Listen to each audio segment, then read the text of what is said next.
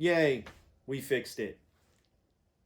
I don't know, was that stupid? Should I not have done that?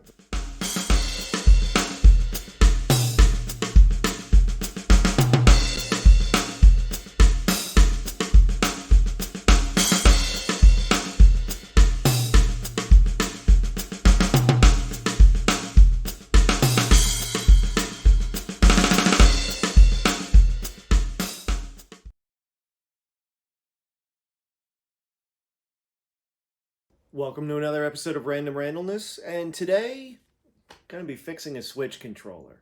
The Nintendo Switch is a pretty amazing little piece of technology, but the Joy-Cons, the controllers, have issues at time to time, and these are rather expensive little buggers. So one of the most common issues that come up with these things is drift. The best way to sort of show you drift is to actually show you what it looks like in the calibration. So for those of you that haven't found this particular screen, under settings, controllers, and sensors, you can actually go in and look at calibration of your control sticks. And in this case, the problem stick is this guy right here on the right, the red one. And if you press down, you can see pretty clearly that this controller is having a lot of issues. I'm not doing anything. I'm not touching that thing at all, and yet it's bouncing all over the place. Trying to recenter it. No, it would like to be, it wants to be somewhere else. So very frustrating trying to play with this one, obviously. So we're going to fix this guy. So here's the Joy-Con we're going to be repairing. I mentioned there's some other videos out there that repair these things, and they're pretty decent videos. I originally was not going to make another one. I figured why reinvent the wheel, but some of those videos are a little hard to follow along. There's a lot of very tiny components, and I really didn't see videos that really did a good job of getting super close. And in a lot of cases, somebody's holding this in their hands and trying to remove screws, and it's really hard to see some of the more intricate stuff. So I'm hoping this one helps a little bit. I'm going to try to do this all zoomed in and very stationary and really show you the up close of these components and see if that helps. In order to fix these, of course, we need some tools. In order to properly fix this, you're going to need screwdriver kit, spare hard drive, pry bar, set of pliers, tape measure, 13mm socket, power drill, and a grease gun. Totally kidding. All we really need is a screwdriver kit. And of course, we need a replacement Joy-Con stick. So you can get these from quite a few different places. This one, I think I got a 4-pack of these on eBay. I got a 4-pack of these on Amazon actually. For about maybe 20 bucks. Let's get started. All right, and as you can see, we are now zoomed way in. So in order to take one of these apart, you do need a screwdriver kit that has a couple of very specific pieces to it. So we'll open this guy up. And in here, what we are looking for specifically, I use 000. This is a regular Phillips head, 000. So pretty much one of the smallest Phillips heads you can get. Same one you'd use for like repairing glasses and that sort of thing. So set that guy aside, and we're also going to need a Y, and I actually prefer to use the 00 on this one. So this is a Y. I don't know how well the camera's picking that up, but it's instead of a cross, it's got 3 instead of 4. And the other thing that you are most likely going to need is a decent set of tweezers. So first thing we need to do is start opening this up. So there are 4 screws, one there, one there, one there, and one there. And they are your Y00 size. So that's that guy right there. And we'll start removing those.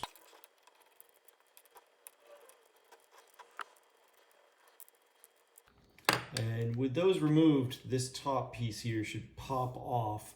So this back piece and this black piece on the side are all sort of part of the same thing, and they should just pop right off. Now, when you pull these off, you need to be very careful. There are two ribbon cables on the inside. You have one here, and got another one right here. And if you just pull and yank, you're going to pull those ribbon cables right out, and that is not a good thing at all.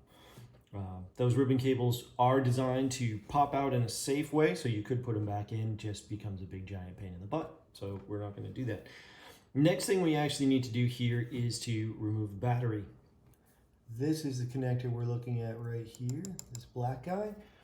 And we're going to take that out very, very carefully. There's a couple ways you can do it, but honestly, if you're careful with the battery, and so we are actually going to pull this little guy off the side here, just to get it out of the way. And we're going to pry under the battery very carefully. It is usually got a little sticky adhesive, so the battery may not want to come out right away. But once you can get that battery free, you actually should be able to pull up very gently and have that connector come free. If not, then you can get underneath it and it will pop right out. And there you go. There's your battery connector. That's the orientation it was in there. Putting this back in is a little bit of a pain in the butt, but we're going to do that later. We actually have 3 Phillips screws that we now need to remove, and that is in order to get a cover off to be able to replace the Joy-Con stick underneath. So there is a screw right here. So we'll go ahead and remove that guy. Does help to have a magnetized screwdriver. And the reason we're removing that screw is this plastic cover here needs to come off. So now that we remove that, there's 2 more screws. One right there, and the other one right there. So we'll go ahead and remove those.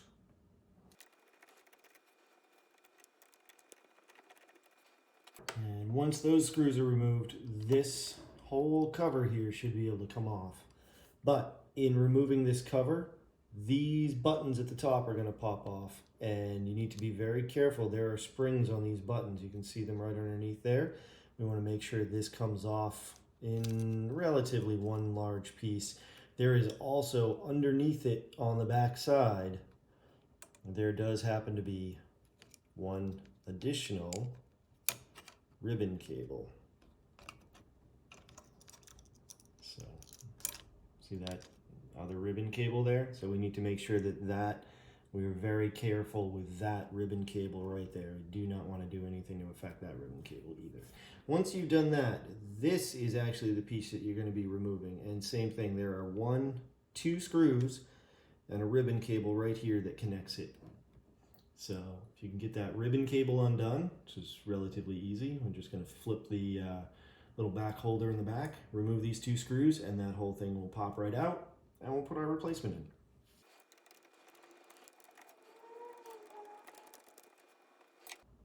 For the ribbon cable, this little back here flips up, and that is actually what puts pressure on this cable and holds it in place. So now that that is up, you actually grab the cable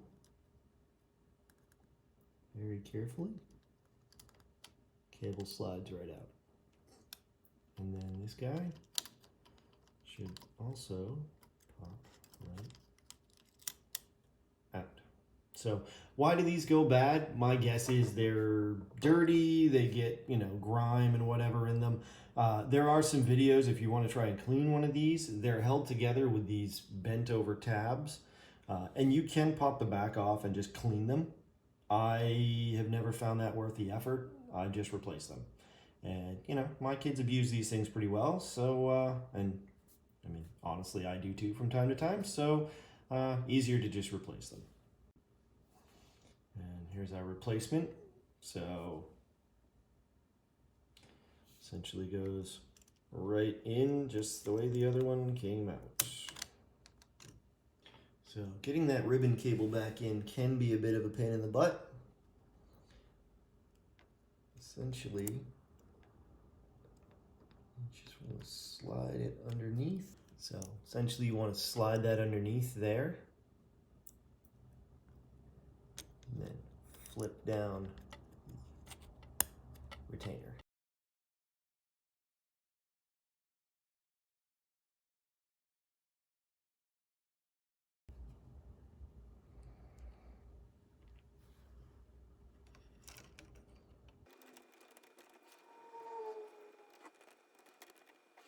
These screws do not need a large amount of torque, and I would not put a lot of torque on them anyway because stripping those screws is obviously not a very good thing.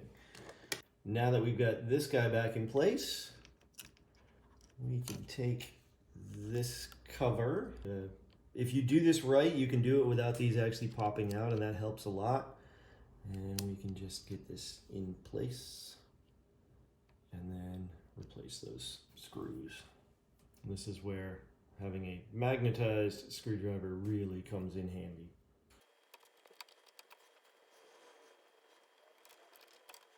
There's the two at the top, and we've got one more down bottom right here.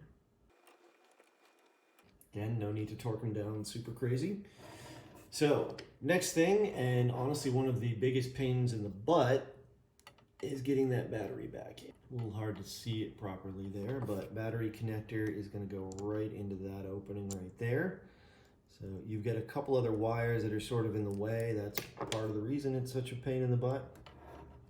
So we'll put this guy back up here.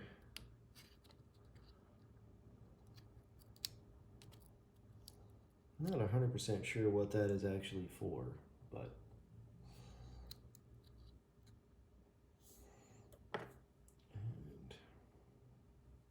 the battery connector, when you look at it really close, has two sides. It's got a side that you can sort of see two metal contacts, and it's got a side you can't see two metal contacts. So it actually goes in this orientation right here. That is how it's going to go into that connector right there. The easiest way to do this, if there is an easy way to do this, is to get it lined up. And when I do these, I usually do not put the battery back in until I'm ready. But you get that lined up. And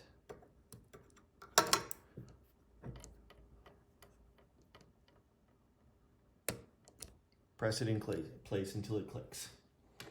And that's it. Putting the battery in there and then trying to move that cable around with a pair of tweezers can be done. I find it's actually a little bit more difficult. So there we go. Battery's back in. A little piece on the side here is back in. Ribbon cables have not been damaged. And yeah, let's get the cover back on and give her a test. All right, zoomed back out here a little bit. Putting the cover back on, really not that difficult. So on the side, this has little tabs that need to, I don't know how well you can see that. Tabs need to go inside these channels here. And there's one on the bottom as well. There's also, right there, there's a box that fits around that white piece on the inside. So I just need to get that all lined up.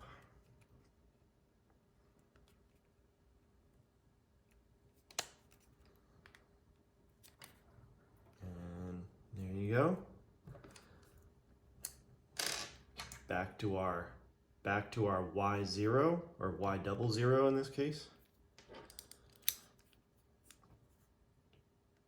And unfortunately it would turn out these are, at least for me, not magnetic. So I'll put them back in by hand. I hate working with tiny little pieces like this. I swear to God, it kind of makes me feel like an orangutan trying to cut a diamond.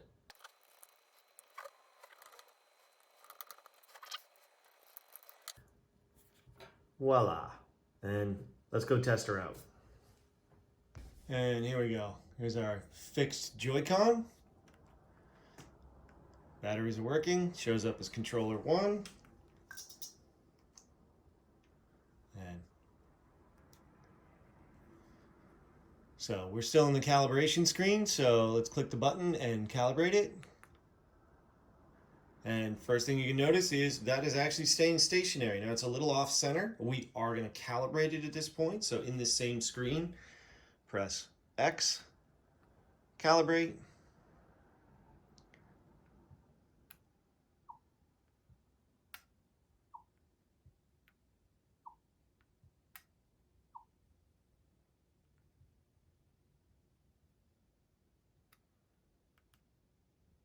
And there you go. Why it's not in the middle, I'm not quite sure. And there we go. Had to get out, load a game, get back into it. Apparently that resets it because now it's showing an X like it properly should. And here we go. Here's our new controller. So, thumbs up. So there you go. Hope that helps. Really, like I said, there were other videos on this. This is sort of duplicate. Other people have done this process. A lot of people have had to change these out. Don't buy new Joy-Cons though. These are like 60 bucks a piece. And for $5, you can replace the little stick. And it's really not that big a deal. I hope this was a better view. Really tried to get super zoomed in and really show you how to get everything apart and back together. It's about the 4th time I've actually done this particular process. But hey, these things take abuse, you know? They get played with a lot, they get pressed on very hard, and they're very small pieces of plastic and metals. So they wear out, they go bad. But hopefully this helps some people, and hopefully my face is entirely in the shot here. If you like this video, subscribe to the channel. It's random, it's a little bit of everything. There's some aviation stuff that I do. I do a lot of automotive repair. I do electronic stuff. I do some stuff with, I've even done some videos on video editing, little, you know, cool things around the house, repairs, building things, fixing things, making things, music. I'm a musician as well. Just a little bit of everything here and there. So please subscribe to the channel, like this video, comment if you'd like, and I try to be responsive with comments. Really, in the end, just want to help people. So hopefully this was helpful, and enjoy your day.